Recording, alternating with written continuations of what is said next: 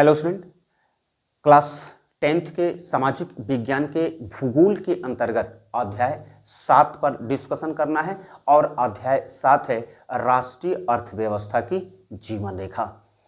तो हम लोग इस लेसन पर डिस्कशन प्रारंभ करते हैं और इस बात को ध्यान में रखते हुए डिस्कशन हम लोग करेंगे कि क्या और कितना परीक्षा के दृष्टिकोण से महत्वपूर्ण है, और हम लोग खास तौर से उन्हीं पर ज्यादा डिस्कशन करेंगे जो परीक्षा के दृष्टिकोण से महत्वपूर्ण है।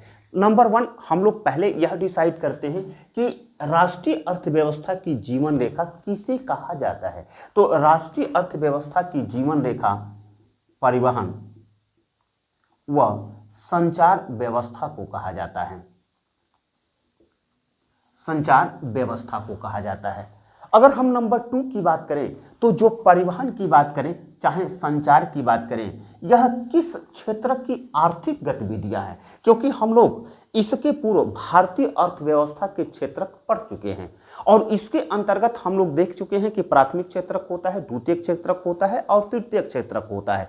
प्राथमिक क्षेत्र को कृषि एवं सहायक क्षेत्र के नाम से हम लोग जानते हैं, द्वितीयक क्षेत्र को हम लोग विनिर्माण या औद्योगिक क्षेत्र के भी नाम से जानते हैं, लेकिन तृतीय क्षेत्र को हम लोग सेवा क्षेत्र के नाम से जानते हैं। और जो परिवहन व संचार है वह क्या करता है, वह प्राथमिक क्षेत्र की आर्थिक गतिविधियों को चाहे द्वितीय क्षेत्र की आर्थिक गतिविधियों को वह क्या करता है, सेवा प्रदान करता है। चूंकि हम जानते हैं कि जो प्राथमिक क्षेत्रक होते हैं चाहे द्वितीय क्षेत्रक होते हैं, उसके अंतर्गत वस्तुओं का उत्पादन किया जाता है। तो वह चाहे प्राथमिक क्षेत्रक में उत्पादित वस्तुओं को द्वितीय क्षेत्रक तक लाने का कार्य कौन करेगा, तो वह सेवा क्षेत्रक यानी तृतीय क्षेत्रक परिवहन के द्वारा किया जाएगा। ठीक उसी प्रकार से जो द्वितीय क्षेत्रक है, द्वितीय क्षेत्रक या प्राथमिक क्षेत्रक के द्वारा उत्पादित वस्तुओं को बाजार तक ले जाने का कार्य किसके द्वारा होगा, तो वह परिवहन के साधन के द्वारा होगा। यही कारण है कि सक्षम तथा तीव्र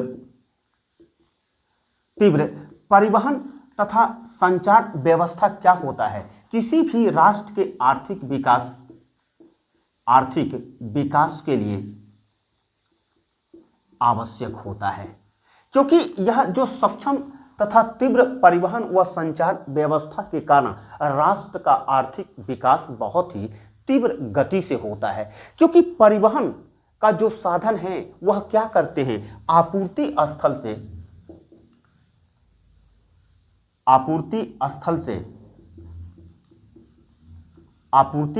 से मांग स्थल तक वस्तुओं तथा व्यक्तियों को लाने तथा ले जाने का कार्य करते हैं। लाने तथा ले जाने का कार्य करते हैं। अब प्रश्न यह उठता है कि आपूर्ति स्थल क्या है, तो जो उत्पादन स्थल है उसे ही आपूर्ति स्थल के नाम से जाना जाता है। अगर हम प्राथमिक क्षेत्र की बात करें वहां पर भी उत्पादन होता है, कुछ उत्पादित जो कच्चे पदार्थ होते हैं वह द्वितीय क्षेत्र के अंतर्गत जाते हैं, जहां पर तकनीक का इस्तेमाल करके उसका रूप परिवर्तन किया जाता है, विनिर्माण किया जाता है। तो यह प्राथमिक तथा द्वितीय क्षेत्र दोनों ही क्या हैं, आपूर्ति स्थल हैं। लेकिन हम जानते हैं कि जैसा कि हम जानते हैं कि उत्पादन का अपना कोई महत्व नहीं रह जाएगा यदि उसे कहां तक, उपभोक्ताओं तक न पहुंचाया जाए। और जहां पर उपभोक्ता होते हैं वही क्या होता है, मांग स्थल होता है, यानी कि बाजार को ही हम लोग क्या कहते हैं, मांग स्थल कहते हैं। क्योंकि यहां पर क्या है, उस उत्पाद को आपूर्ति स्थल यानी उत्पादन स्थल में जो भी वस्तुएं उत्पादित हो रही हैं उसका उपभोग, अंतिम उपभोग कौन करेगा, उपभोक्ता करेगा, और उसे ही हम लोग मांग स्थल के नाम से जानते हैं। और जो आपूर्ति स्थल से मांग स्थल तक व्यक्तियों तथा वस्तुओं को ले जाने तथा लाने का कार्य जो जिस साधन के द्वारा किया जाता है उसे ही परिवहन व्यवस्था के नाम से जाना जाता है। तो अब यहां पर ये परिवहन व्यवस्था है, यह क्यों राष्ट्रीय अर्थव्यवस्था की जीवन रेखा कहा जाता है? क्योंकि इस लेसन के अंतर्गत जो इंपॉर्टेंट क्वेश्चन बनता है और मैक्सिमम टाइम जो क्वेश्चन इस लेसन से जो किया गया है, यही किया जाता है कि परिवहन व्यवस्था क्यों किसी राष्ट्र की जीवन रेखा कहा जाता है। यानी परिवहन, या हम दूसरे शब्दों में कहें तो परिवहन व्यवस्था को हम किसी राष्ट्र की जीवन रेखा क्यों कहते हैं, स्पष्ट कीजिए। तो इसके अंतर्गत हम लोग यह देखते हैं कि यह परिवहन व्यवस्था क्या कर रहा है, तो आपूर्ति स्थल से मांग स्थल तक वस्तुओं को कैरी करने का काम कर रहा है, ले जाने और लाने का कार्य कर रहा है। और यह जो क्रिया होता है, यानी कि जो वस्तुओं को आपूर्ति स्थल से मांग स्थल तक ले जाने की जो क्रिया होती है, क्रिया, उसे ही हम लोग क्या कहते हैं, व्यापार कहते हैं। और जो लोग इस क्रिया को करते हैं उसे हम लोग व्यापारी कहते हैं, व्यापारी कहते हैं। यहां पर थोड़ा सा हम लोग व्यापार को स्पष्ट कर लेते हैं, तब हम लोग यह देखते हैं कि परिवहन व्यवस्था को किसी देश की, राष्ट्र की आर्थिक ये जीवन रेखा क्यों कहा जाता है। तो व्यापार की अगर हम बात करें तो आपूर्ति स्थल से लेकर मांग स्थल तक वस्तुओं को आदान प्रदान करने की क्रिया को ही व्यापार कहा जाता है। और जो लोग इस क्रिया को करते हैं उसे क्या कहा जाता है, व्यापारी कहा जाता है। और यही कारण है कि किसी देश की जो आर्थिक विकास निर्भर होता है वह किस पर होता है, तो परिवहन, संचार तथा व्यापार, दोनों, यह तीनों घटकों पर ही निर्भर होता है। क्योंकि व्यापार की अगर घटक की बात करें तो परिवहन तथा संचार दोनों ही व्यापार के घटक होते हैं। अगर हम व्यापार के प्रकार की बात करें तो यहां पर बहुविकल्पी के लिए जो क्वेश्चन इसके अंतर्गत बनने की संभावना रहता है, तो हम लोग थोड़ा सा व्यापार को देख लेते हैं। तो व्यापार कितने प्रकार का होता है, तो व्यापार दो प्रकार का होता है, आंतरिक व्यापार तथा दूसरा होता है बाह्य व्यापार। इसको हम लोग क्या कह सकते हैं, घरेलू व्यापार कहते हैं। यानी जो देश की सीमाओं के अंतर्गत जो व्यापार होता है उसे हम लोग आंतरिक व्यापार या घरेलू व्यापार के नाम से जानते हैं। जबकि जो बाहर, यानी कि देश की सीमाओं के बाहर जो व्यापार होता है उसे बाह्य व्यापार, चाहे अंतरराष्ट्रीय व्यापार के नाम से जाना जाता है। हम जानते हैं कि अगर हम भारत की बात करें तो, या किसी भी राष्ट्र की बात करें तो उस राष्ट्र के अंतर्गत जो आंतरिक व्यापार की अगर हम बात करें, चाहे अंतरराष्ट्रीय व्यापार की बात करें, दोनों ही प्रकार की व्यापार होता है। क्योंकि आज किसी देश की जो आर्थिक विकास को अगर गति प्रदान करने की बात करें तो किसी भी देश की आर्थिक विकास की गति किस चीज पर निर्भर है, तो उसके व्यापार पर निर्भर है। जितना अंतर्राष्ट्रीय व्यापार हो रहा है, जितना घरेलू व्यापार हो रहा है, उतना ही उस राष्ट्र का आर्थिक विकास हो रहा है। क्योंकि हम जानते हैं कि जो संसाधन है वह संसाधन का क्षेत्रीय वितरण में असमानता है। प्रत्येक प्रकार के संसाधन प्रत्येक क्षेत्रों में नहीं पाए जाते हैं, क्योंकि कुछ संसाधन ऐसे हैं जो दूरगामी क्षेत्रों में पाए जाते हैं, कुछ ऐसे संसाधन हैं जो किसी दूसरे क्षेत्रों में पाए जाते हैं। इस प्रकार से क्या हो रहा है, व्यापार के माध्यम से सभी संसाधनों को बाजार के अंतर्गत लाया जाता है, जहां पर उपभोक्ताओं के द्वारा इसका उपभोग किया जाता है। और यही कारण है कि व्यापार भी क्या करता है, किसी राष्ट्र की अर्थव्यवस्था को गतिशील बनाता है। और इसमें सबसे महत्वपूर्ण चीज क्या होता है, परिवहन के साधन। क्योंकि जितने ही सक्षम तथा तीव्र परिवहन के साधन होंगे उतने ही तीव्र गति से व्यापार होगा, और जितने ही तीव्र गति से व्यापार होगा उतने ही राष्ट्र का क्या होगा, आर्थिक विकास होगा। और यही कारण है कि हम लोग क्या कह रहे हैं कि परिवहन व्यवस्था को राष्ट्रीय अर्थव्यवस्था की जीवन रेखा कहा जाता है। तो हम लोग इसको टॉपिक में देखेंगे, लेकिन पहले व्यापार को देख लेते हैं कि यह क्या होता है। आंतरिक व्यापार होता है। आंतरिक व्यापार किसको कहते हैं? जब देश की सीमाओं के अंतर्गत व्यापार कार्य होता है तो उसे हम लोग आंतरिक या घरेलू व्यापार के नाम से जानते हैं। जबकि बाह्य व्यापार या अंतर्राष्ट्रीय व्यापार यानी कि देश की सीमाओं के बाहर जो व्यापार होता है उसे हम लोग बाह्य व्यापार चाहे अंतर्राष्ट्रीय व्यापार के नाम से जानते हैं। इसके अंतर्गत दो प्रकार के कार्य होते हैं, निर्यात तथा आयात।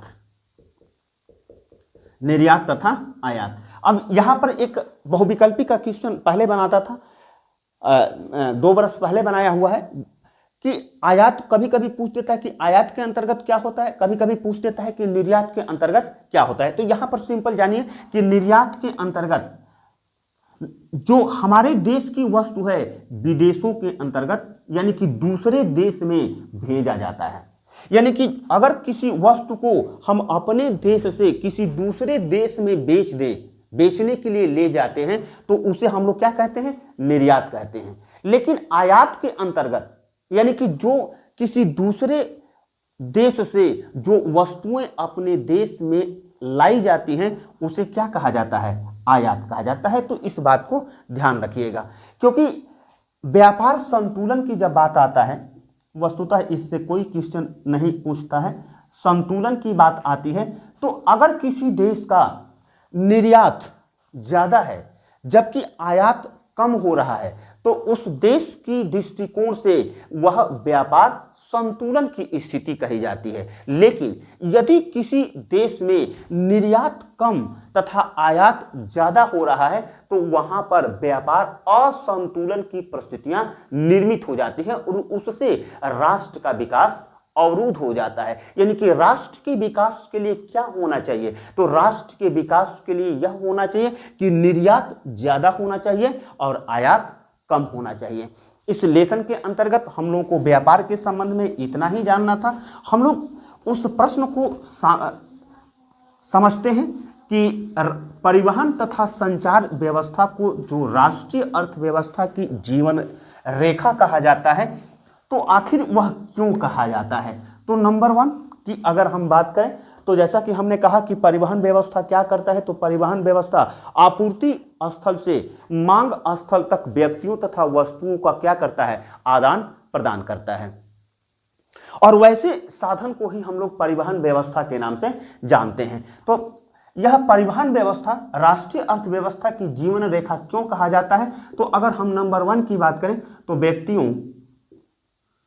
व्यक्तियों तथा वस्तुओं को आदान प्रदान करता है। यानी एक स्थान से दूसरे स्थान तक चाहे व्यक्ति हो चाहे वस्तु हो उसको आदान प्रदान यानी कि लाने और ले जाने का कार्य किसके द्वारा होगा? तो वह परिवहन के साधन के द्वारा होगा। और यह कार्य परिवहन व्यवस्था जितनी ही सक्षम तथा तीव्र परिवहन व्यवस्था होगी उतनी ही तीव्र गति से व्यक्तियों तथा वस्तुओं को एक जगह से दूसरे जगह तक ले जाना और ले आना संभव होगा। अगर हम दूसरे की बात करें तो व्यापार तथा वाणिज्य में विकास। अगर हम दूसरे की बात करें तो क्यों परिवहन व्यवस्था को राष्ट्रीय अर्थव्यवस्था की जीवन रेखा कहा जाता है? तो हम जानते हैं कि सक्षम तथा तीव्र परिवहन व संचार व्यवस्था के कारण क्या होता है? किसी देश के व्यापार तथा वाणिज्य में विकास होता है। क्योंकि यह क्या अभी हमने क्या कहा कि जितने ही तीव्र गति के परिवहन के साधन होंगे उतने ही तीव्र गति से क्या होगा? व्यापार होगा। और जितने ही तीव्र गति से व्यापार होगा उतने ही तीव्र गति से किसी राष्ट्र का आर्थिक विकास होगा। और यानी कह सकते हैं कि अगर किसी देश के आर्थिक विकास करना है तो उसको सक्षम परिवहन साधन होना, तीव्र परिवहन साधन होना आवश्यक है। तो हम नंबर 3 को क्या करते हैं? तो राष्ट्र का तीव्र आर्थिक विकास यानी कि सक्षम तथा तीव्र परिवहन व्यवस्था क्या करता है? किसी देश के आर्थिक विकास की गति को तीव्रता प्रदान करता है। क्यों करता है? क्योंकि व्यापार तथा वाणिज्य में विकास होता है। आर्थिक विकास।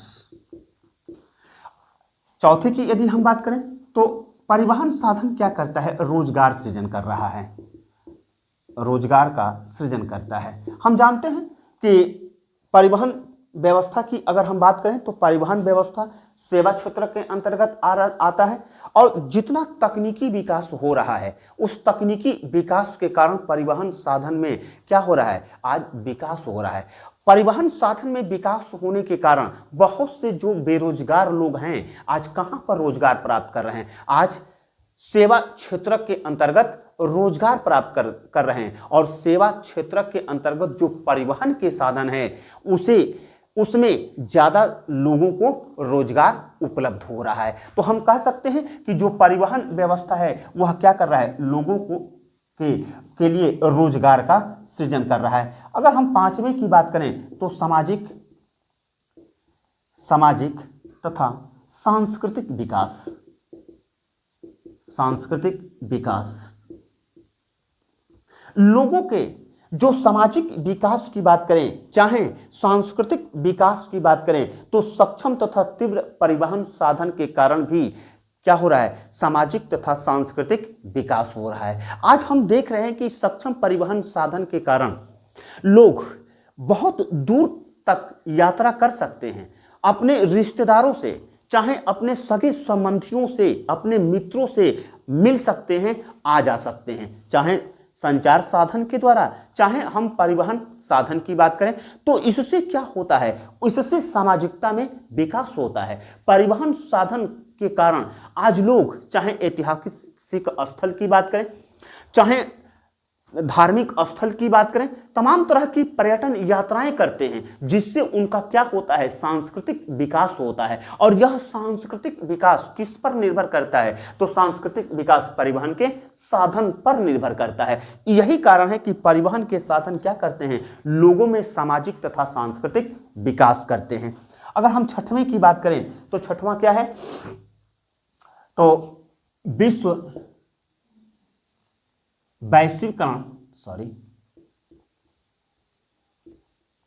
वैश्वीकरण की प्रक्रिया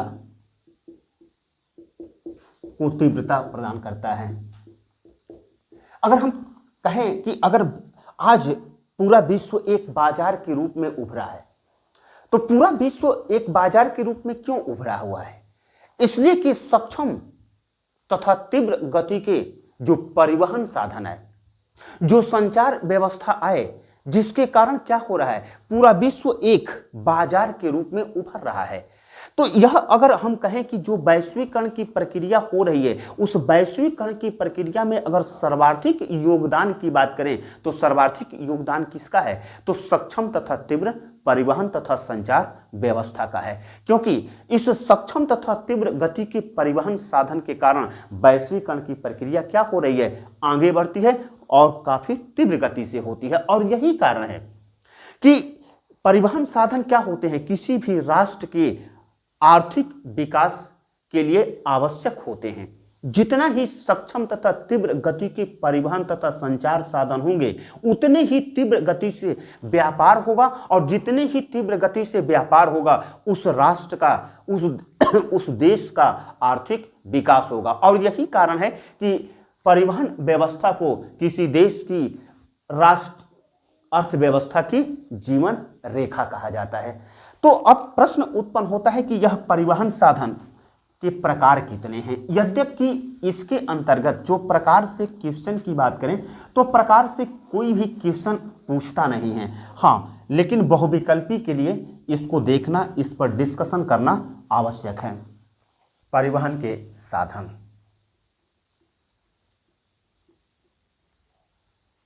परिवहन के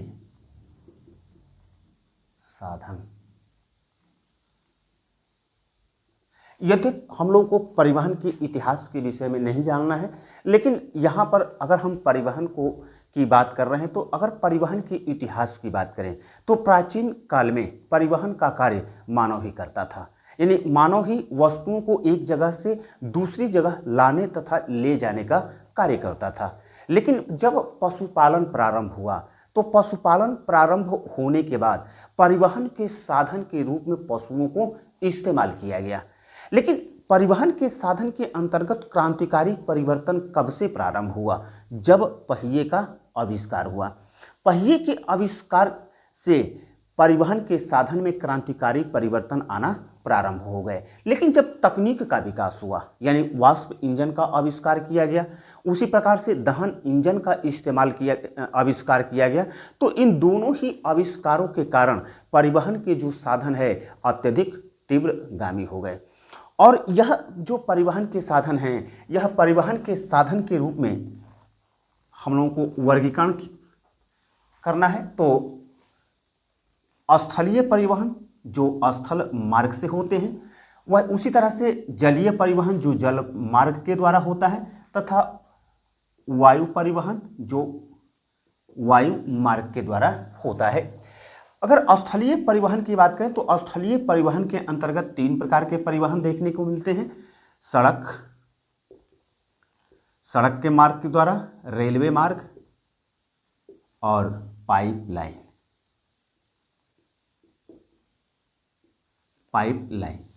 ठीक उसी प्रकार से जल परिवहन के अंतर्गत हम लोगों को 2 प्रकार की व्यवस्थाएं देखने को मिलती है।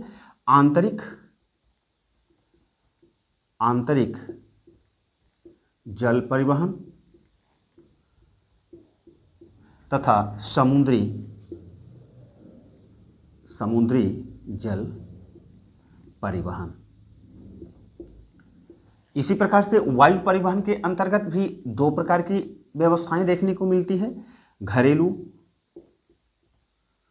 वायु परिवहन तथा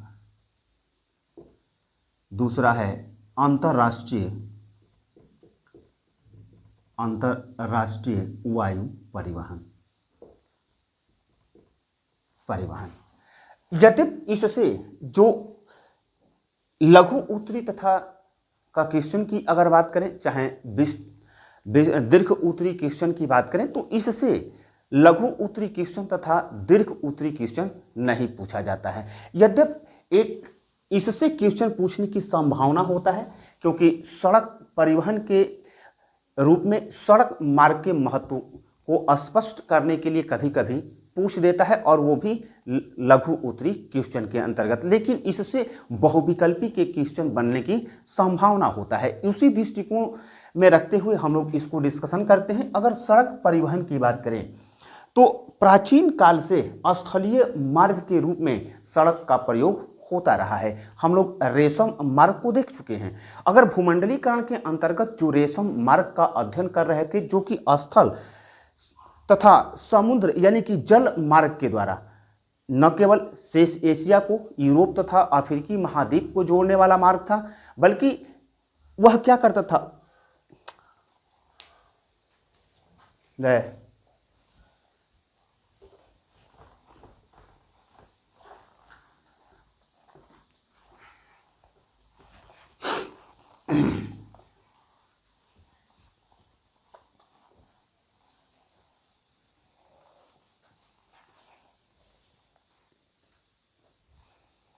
परिवहन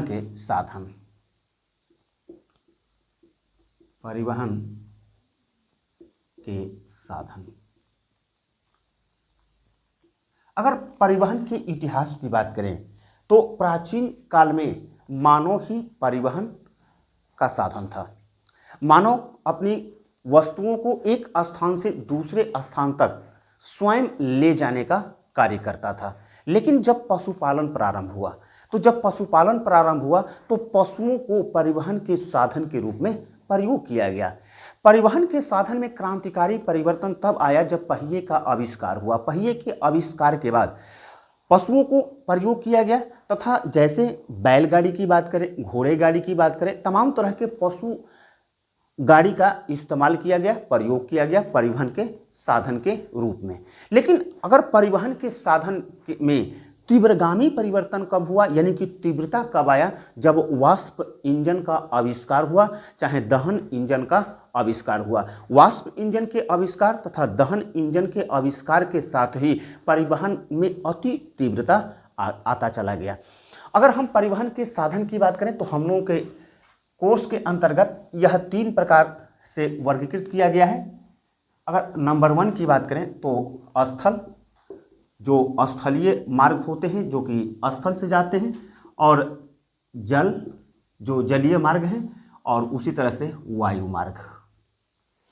अगर हम स्थलीय मार्ग के रूप में देखें तो स्थलीय मार्ग को भी 3 भागों में विभक्त किया गया है। इसके अंतर्गत सड़क, रेलवे तथा पाइपलाइन। इसी तरह से जल परिवहन की बात करें तो जल परिवहन को भी 2 भागों में विभक्त किया गया है। आंतरिक जल परिवहन तथा समुद्री जल परिवहन। ठीक उसी प्रकार से अगर वायु परिवहन की बात करें तो इसको भी 2 भागों में वर्गीकृत किया गया है। घरेलू वायु परिवहन तथा दूसरा है अंतर्राष्ट्रीय वायु परिवहन।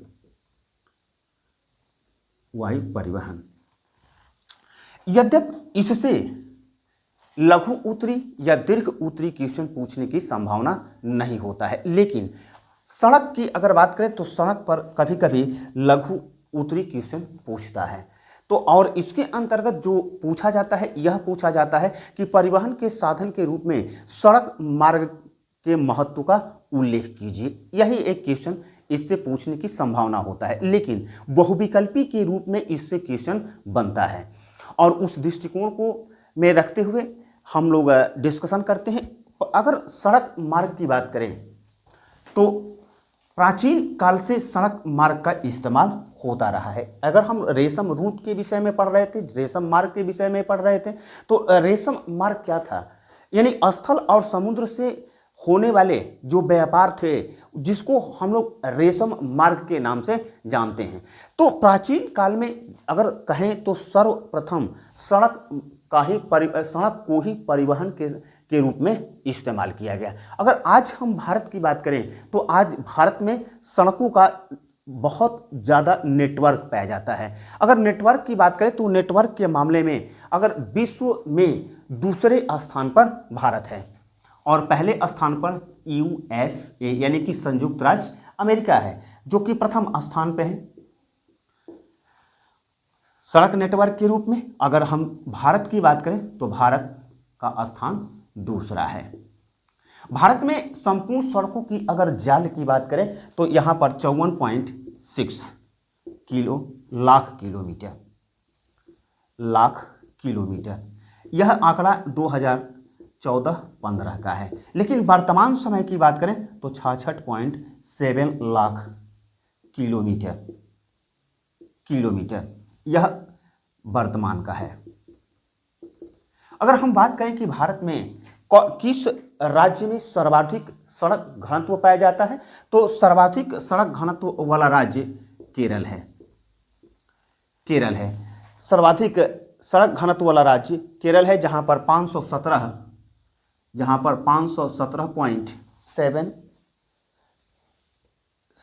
किलोमीटर सड़क घनत्व पाया जाता है। लेकिन सबसे कम सड़क घनत्व वाला अगर राज्य की बात करें तो वह है जम्मू एंड कश्मीर,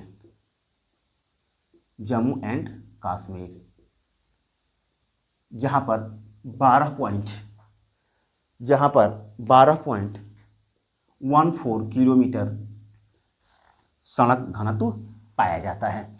अगर भारत की सड़क घनत्व की बात करें तो भारत में 142.68 किलोमीटर सड़क घनत्व पाया जाता है। यानी इसके संबंध में जो इम्पोर्टेंट है, जो बहुविकल्पी के लिए जिससे प्रश्न बनने की संभावना होती है, तो अगर सड़क जाल की बात करें तो विश्व में सड़क जाल के रूप में भारत का दूसरा स्थान है। प्रथम स्थान पे कौन है तो अमेरिका है, यानी कि संयुक्त राज्य अमेरिका है। अगर भारत में 2000 जो किताब में आंकड़ा दिया है 2014 और 15 का दिया है, तो 2014 और 15 के अंतर्गत भारत में अगर संपूर्ण सड़क मार्गों की लंबाई की बात करें तो कितना था तो 54.6 लाख किलोमीटर।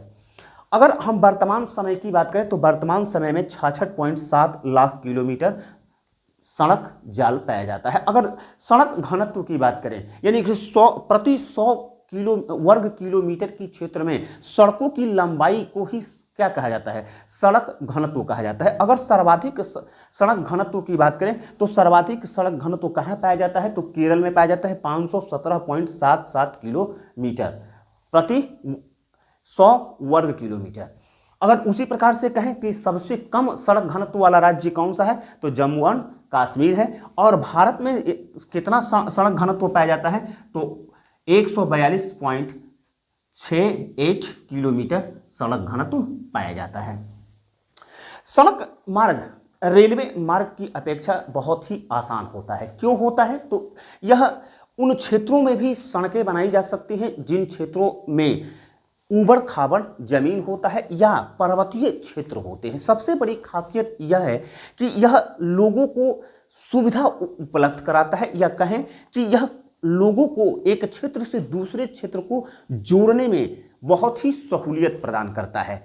यही नहीं, यह देखा जाता है कि जो रेलवे हैं, चाहे बंदरगाह है, चाहे हवाई अड्डे की बात करें, तो यह सबकी कनेक्टिविटी यानी कि सबको एक साथ जोड़ने का काम कौन करता है, सड़क ही करता है।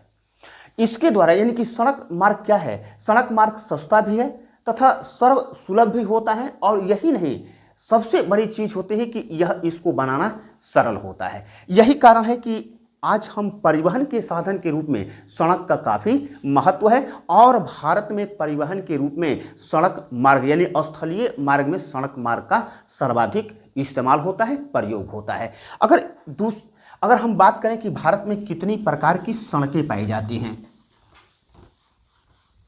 तो पहले स्थान पर है स्वर्णिम, पहले स्थान पर है स्वर्णिम चतुर्भुज महा राजमार्ग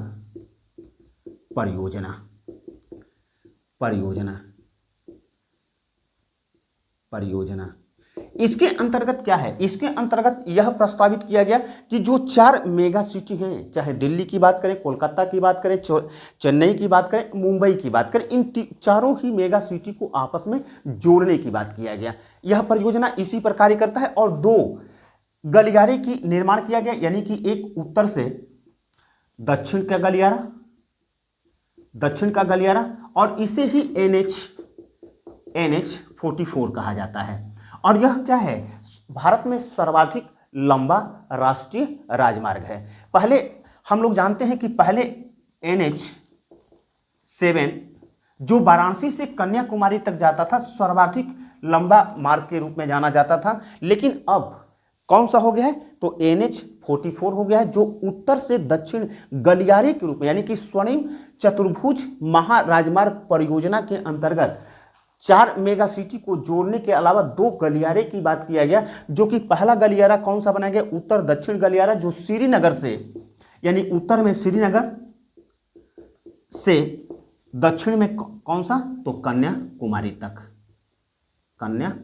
तक जोड़ने का काम करता है। इसको हम लोग NH-44 के नाम से जानते हैं। उसी प्रकार से एक और गलियारा यानी उत्तर दक्षिण गलियारे के अलावा पूर्व पश्चिम गलियारा, इस पर किताब में भी बहुविकल्पी का क्वेश्चन बनाया है, और इससे बहुविकल्पी का क्वेश्चन बनाता है कि उत्तर दक्षिण गलियारे में उत्तरी छोर पर कौन सा नगर है या राज्य है, तो यह श्रीनगर से प्रारंभ होता है और कन्याकुमारी तक, यानी कौन सा स्थान है, तो उत्तर में श्रीनगर और दक्षिण में कन्याकुमारी। उसी प्रकार से पूर्व और पश्चिम गलियारा का जो निर्माण किया गया, तो यह किसको जोड़ता है, तो सिलचर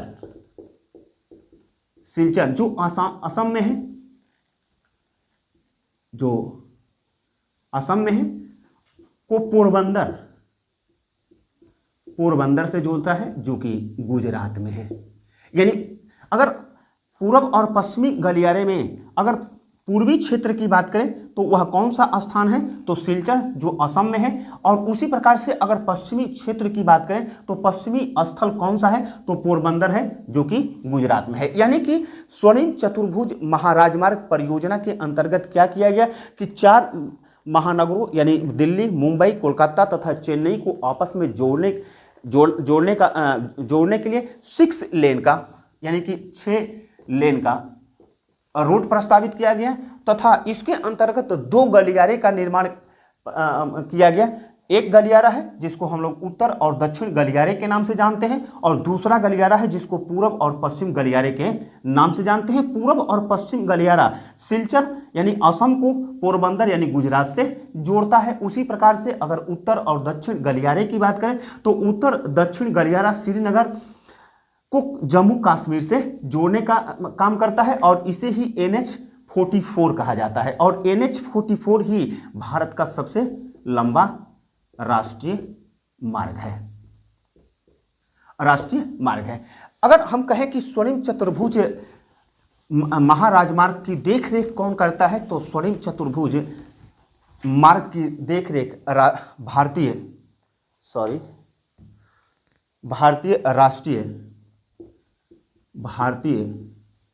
राष्ट्रीय राजमार्ग प्राधिकरण करता है। इसी को हम लोग कहते हैं NHAI, national highway authority of India. उसके अतिरिक्त एक और है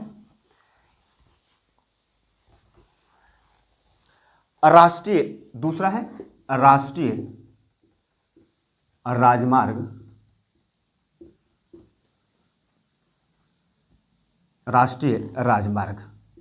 अब यह जो राष्ट्रीय राजमार्ग की देख रेख की अगर बात आती है तो यह केंद्रीय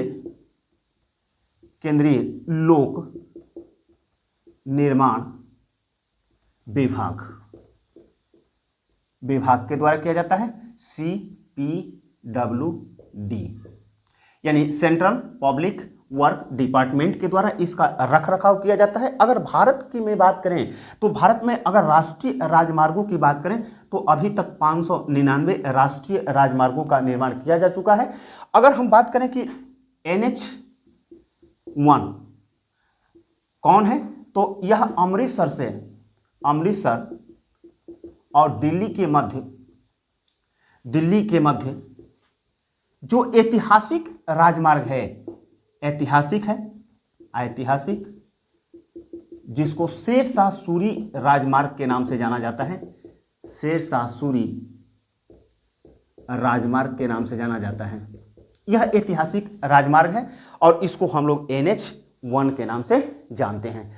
तो यहाँ पर 2 चीजें स्पष्ट है कि NH-1 कहाँ से कहाँ तक, तो अमृतसर से दिल्ली के मध्य, और यह ऐतिहासिक है क्योंकि इसे ही शेरशाह सूरी राजमार्ग के नाम से जाना जाता है। और भारत में सर्वाधिक अगर लंबे राष्ट्रीय राजमार्ग की यदि बात किया जाए तो वह NH-7 नहीं रह गया है, अब NH-44 रह गया है। और ध्यान रखिएगा कि कभी कभी मानचित्र के रूप में भी इसको पूछ देता है, इस बात को भी ध्यान रखिएगा।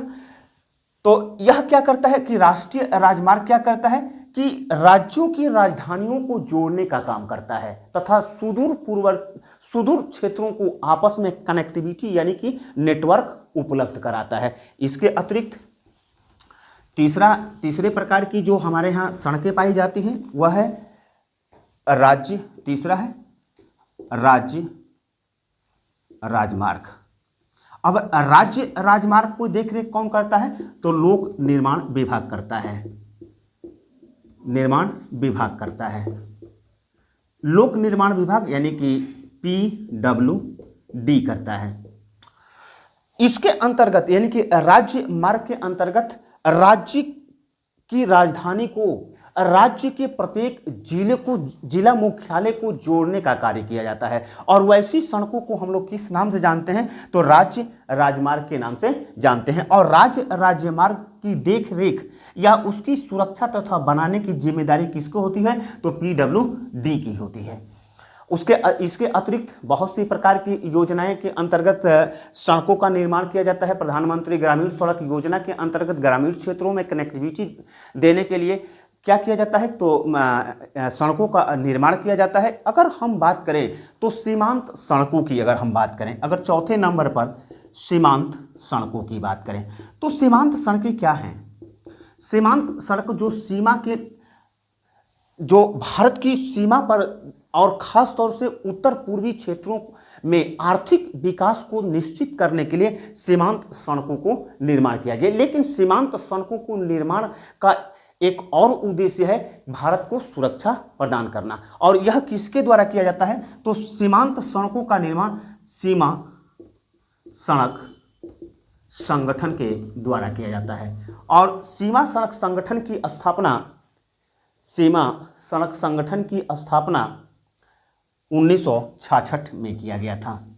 यानी सीमा सड़क संगठन की स्थापना 1966 में किया गया था। और यह संगठन क्या करता है, सीमांत सड़कों को बनाने का कार्य करता है तथा उसकी सुरक्षा का कार्य करता है। इसका जो उद्देश्य है, सीमांत सड़क का उद्देश्य है, वो खास तौर से उत्तर पूर्वी क्षेत्रों में आर्थिक विकास को निश्चित करना है तथा भारत में जो सामरिक दृष्टिकोण से जो क्षेत्र महत्वपूर्ण है वहां पर सुरक्षा प्रदान करना है। तो ये हमारी भारत की सड़कें की बात हो गई। अगर हम रेलवे की देखते हैं तो भारत में अगर रेलवे की शुरुआत की बात करें तो प्रथम यह जानिए कि सड़क मार्ग के अलावा अगर स्थलीय मार्ग में सबसे ज़्यादा अगर जो परिवहन के साधन के रूप में इस्तेमाल होता है तो सड़क के बाद दूसरे स्थान पर कौन सा आता है, रेलवे आता है। अब रेलवे के विषय में, तो रेलवे की स्थापना कब हुआ, तो 16 अप्रैल 1853 ईस्वी में मुंबई से थाने तक सर्वप्रथम रेल का संचालन किया गया। सर्वप्रथम रेल का संचालन किया गया। अगर भारतीय रेलवे की स्थापना की बात करें तो भारतीय रेलवे की स्थापना 1905 ईस्वी में किया गया। और भारतीय रेलवे को राष्ट्रीयकरण कब किया गया, तो भारतीय रेलवे को राष्ट्रीयकरण 1951 ईस्वी में किया गया।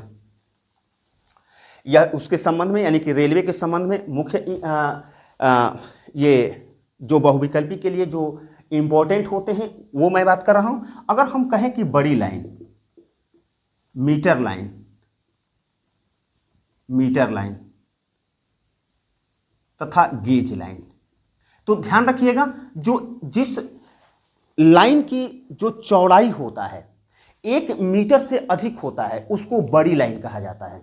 और जो 1 मीटर का होता है उसे हम लोग मीटर लाइन के नाम से जानते हैं। और जो 1 मीटर से कम होता है उसको हम लोग गेज लाइन के नाम से जानते हैं। किताब के अंतर्गत आंकड़ा दिया है कि 1.676 को बड़ी लाइन मीटर है और मीटर लाइन के अंतर्गत 1 मीटर, और गेज लाइन के किसको कहा जाता है, तो 0.762 से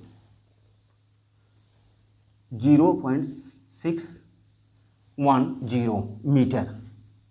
यानी इसीलिए हमने कहा कि इसको पकड़ने का, इसका कैसे हम लोग समझ सकते हैं। अगर बहुविकल्पी के अंतर्गत इससे क्वेश्चन बनाता है तो हम लोग कैसे समझ सकते हैं, तो जो 1 मीटर की होगी उसको हम लोग मीटर लाइन के नाम से जानते हैं। जो 1 मीटर से अधिक होगा उसको बड़ी लाइन के नाम से जानते हैं। और जो 1 मीटर से कम होगा उसको हम लोग गेज लाइन के नाम से जानते हैं, या छोटी लाइन इसी को कहा जाता है, छोटी लाइन कहा जाता है। अगर हम बात करें कि भारत में रेलवे का कितना नेटवर्क है, तो भारत में प्रेजेंट टाइम में 68.84 हजार किलोमीटर का नेटवर्क है। वैसे किताब में इसका नेटवर्क कुछ और ही दिया है। किताब के अंतर्गत इसका पूरा नेटवर्क दिया है, यही है 66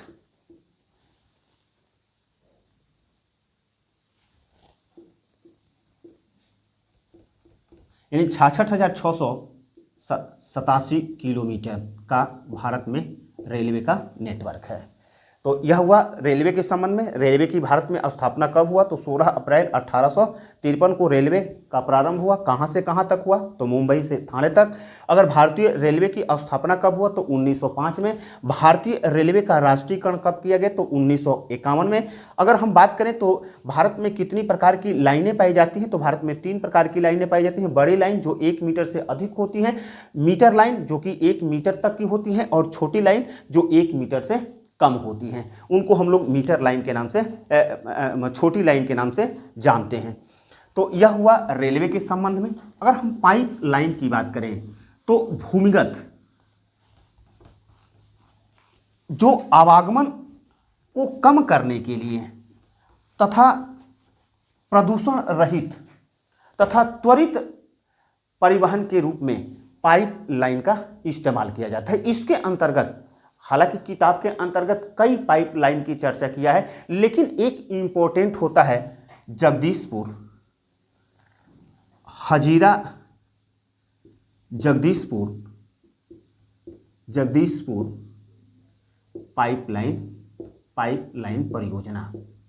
यह जो पाइपलाइन है यह किन किन राज्यों से होकर के गुजरता है? तो हजीरा जो गुजरात है, जगदीशपुर जो उत्तर प्रदेश है, तथा मध्य प्रदेश एमपी, यानी एमपी के विजयनगर से होकर के गुजरता है। ध्यान रखिएगा, इससे इस पाइपलाइन के संबंध से कभी कभी बहुविकल्पी के साथ में मानचित्र के कार्य के रूप में इससे भी पूछ देता है। इसीलिए मैं प्रारंभ में ही कहा था कि इतिहास के अंतर्गत जो मानचित्र का कार्य होता है उतना डिफिकल्ट नहीं है, लेकिन ज्योग्राफी के अंतर्गत डिफिकल्ट होता है। और 3 जो क्वेश्चन ऐसे होते हैं, 2 से 3 क्वेश्चन ऐसे होते हैं जो कि किसी न किसी दूसरे लेसन पर आधारित होते हैं, और यह आपके पूर्ण ज्ञान को चेक कर लेता है, पूर्ण ज्ञान को समझ लेता है। तो यह जगदीशपुर पाइपलाइन है जो कि हजीरा यानी गुजरात से जगदीशपुर यानी उत्तर प्रदेश को जाता है। और यह किस रूट से होकर के जाता है? तो मध्य प्रदेश के विजयनगर राज्य से होकर के, विजयनगर स्थान से होकर के जाता है। तो यह है पाइपलाइन। अगर हम कहें कि जल मार्ग की बात करें तो समुद्री जल मार्ग की हम लोग चर्चा करेंगे। तो इसके अंतर्गत हमारे भारत में 12 जो बंदरगाह है जो कि बड़े बंदरगाह हैं, तथा अगर 200 से अधिक छोटे बंदरगाह हैं। तो यहाँ पर बड़े बंदरगाहों की बात होगी और 2 रूपों में होगा। एक तो बंदरगाह की हम लोग चर्चा करेंगे, तो मानचित्र के लिए भी इस बंदरगाह को कभी कभी पूछ देता है, हम उस पर चर्चा करेंगे। लेकिन आंतरिक जो जल मार्ग है, तो आंतरिक जल मार्ग की बात करें तो यह नदियों के अंतर्गत जो जल मार्ग निर्धारित किया गया है उसको हम लोग आंतरिक जल मार्ग के नाम से जानते हैं। यह इसके अंतर्गत कौन कौन से जल मार्ग हैं? तो नौगमन राजमार्ग संख्या 1, नौगम्य राजमार्ग संख्या 1, यह कहां से कहां तक जाता है? तो यह हल्दिया, यह पश्चिम बंगाल है, और ये इलाहाबाद लिखा है, हम इसको प्रयागराज कर देते हैं। प्रयागराज जो 1620 किलोमीटर, यानी कि सबसे लंबा अगर जल मार्ग की बात करें तो नौगम्य जलमार्ग संख्या 1 सर्वाधिक लंबा है, जो कहां से कहां तक जाता है? तो हल्दिया से प्रयागराज। कितना किलोमीटर है? तो 1620 किलोमीटर। और यह जो जलमार्ग है किस नदी में है? तो गंगा नदी। अगर इसी तरह से नौगम्य जलमार्ग संख्या अगर 2 की बात करें तो यह है सदिया से धुबरी तक, सदिया से धुबरी। यह कितने किलोमीटर का है? तो 891 किलोमीटर। और यह किस नदी पर है? तो ब्रह्मपुत्र नदी पर है। उसी प्रकार से अगर नौगम्य राजमार्ग संख्या अगर 3 की बात करें तो हालांकि इसके अंतर्गत जलमार्ग संख्या 1 ही इंपॉर्टेंट है, हल्दिया से प्रयागराज, तथा यह कितने किलोमीटर, तो 1620 किलोमीटर। हालांकि सदियां यानी कि जल मार्ग संख्या 2 कहां से कहां जाती है, तो सदियां से धुबरी, यह किस नदी पर है, तो ब्रह्मपुत्र नदी पर है, ब्रह्मपुत्र नदी पर है। और कितना किलोमीटर, तो 891 किलोमीटर। यदि नौगम्य राजमार्ग संख्या अगर 3 की बात करें तो यह कहां से कहां तक है, तो यह है कोट्टापुरम से कोलम तक, कोट्टापुरम से कोलम तक है, कोलम तक है। यह कितना किलोमीटर है, तो 205 किलोमीटर, 205 किलोमीटर है। इसके अंतर्गत 2 ही इंपॉर्टेंट है, राजमार्ग संख्या 1 तथा 2। अगर हम नौगम्य राजमार्ग संख्या 4 की बात करें तो नौगम्य राजमार्ग संख्या 4 कहां तक जाती है, तो काकीनाडा से पुदुचेरी, काकीनाडा से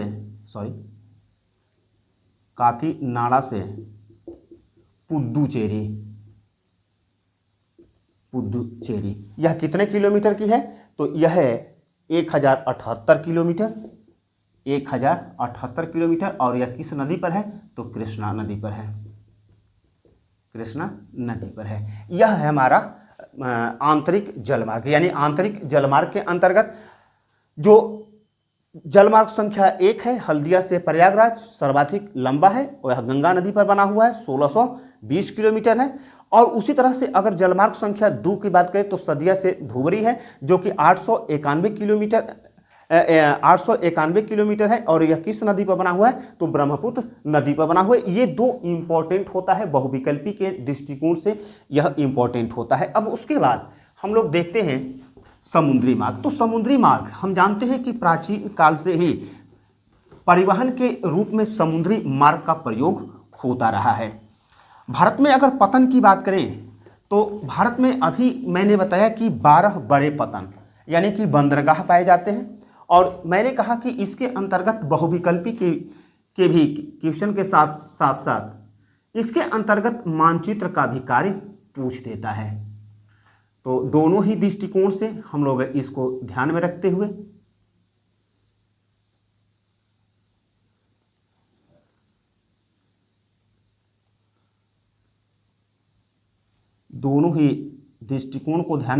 देखते हैं कि देखिए इसके अंतर्गत 2 चीजें पूछता है।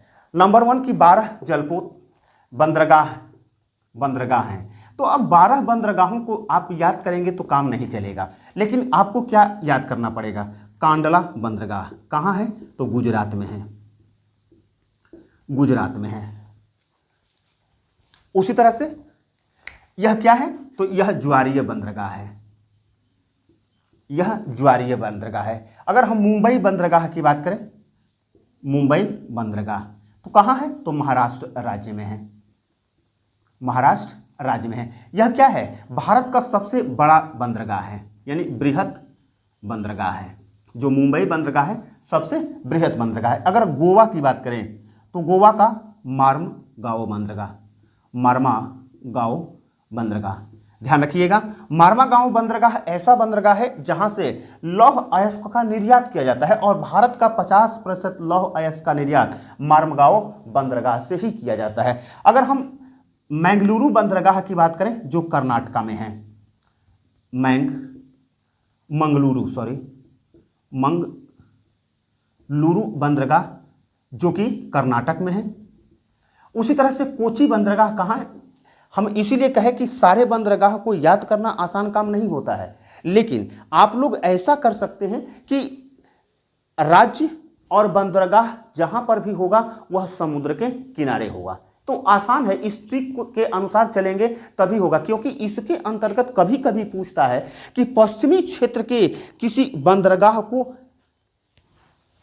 चिन्हांकित कीजिए।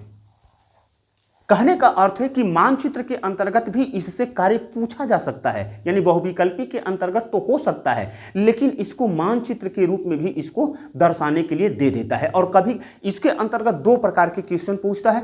पहला क्वेश्चन पूछता है कि कोई पश्चिमी क्षेत्र के बंदरगाह को इस चिन्ह से दर्शित कीजिए, या कभी कभी पूछ देता है कि पूर्वी क्षेत्र के बंदरगाह को इस चिन्ह से दर्शित कीजिए। तो हम जानते हैं कि ये क्या है, पश्चिमी क्षेत्र है। चाहे कंडला की बात करें, चाहे मुंबई की बात करें, चाहे गोवा की बात करें, चाहे मैंगलुरु बंदरगाह यानी कर्नाटका की बात करें, चाहे कोची बंदरगाह यानी कोची बंदरगाह कहाँ है, तो केरला में है।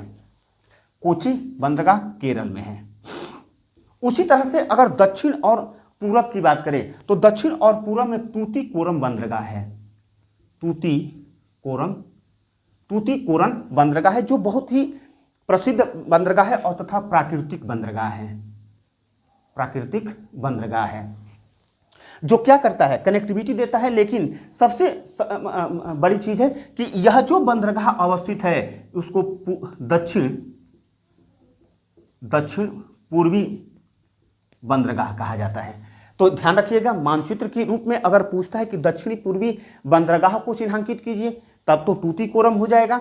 अगर कोई पूर्वी क्षेत्र का पूछता है तो पूर्वी क्षेत्र के अंतर्गत कई होंगे, जैसे चेन्नई बंदरगाह की बात करें जो कि ये तमिलनाडु में है, चाहे विशाखापत्तनम बंदरगाह की बात करें जो कि आंध्र प्रदेश में है, और चाहे हम पारादीप बंदरगाह की बात करें जो कि ओडिशा में है, चाहे कोलकाता बंदरगाह की बात करें तो कोलकाता बंदरगाह कहाँ है, तो पश्चिम बंगाल में है। ये पारादीप है जो कि ओडिशा में है। ये विशाखापत्तनम है जो कि कहाँ है, तो आंध्र प्रदेश में है। और ये है चेन्नई बंदरगाह है जो कि कहाँ है, तो यह है तमिलनाडु में। तो यह जो बंदरगाह है, बंदरगाह से न केवल बहुविकल्पी के क्वेश्चन पूछे जाते हैं बल्कि बंदरगाह से मानचित्र के अंतर्गत भी क्वेश्चन पूछे जा रहे हैं। और इसके अंतर्गत खास तौर से ध्यान दीजिएगा कि इसके अंतर्गत जो प्रश्न पूछे जा रहे हैं वह प्रश्न किस प्रकार के पूछे जा रहे हैं। यह इसके अंतर्गत, जैसा कि मैंने कहा कि यह कभी कभी दे देता है कि भारत के पश्चिमी क्षेत्र के किसी बंदरगाह को इससे दर्शित कीजिए यानी कि चिन्ह से दर्शित कीजिए। कभी कभी दे देता है कि भारत के पूर्वी क्षेत्र में अवस्थित बंदरगाह को इस चिन्ह से दर्शित कीजिए। अब देखिए, पूर्वी क्षेत्र की यदि बात करें तो चाहे चेन्नई की बात करें, विशाखापत्तनम की बात करें, चाहे हम पारादीप बंदरगाह की बात करें, पारादीप बंदरगाह कहाँ है, उड़ीसा में है।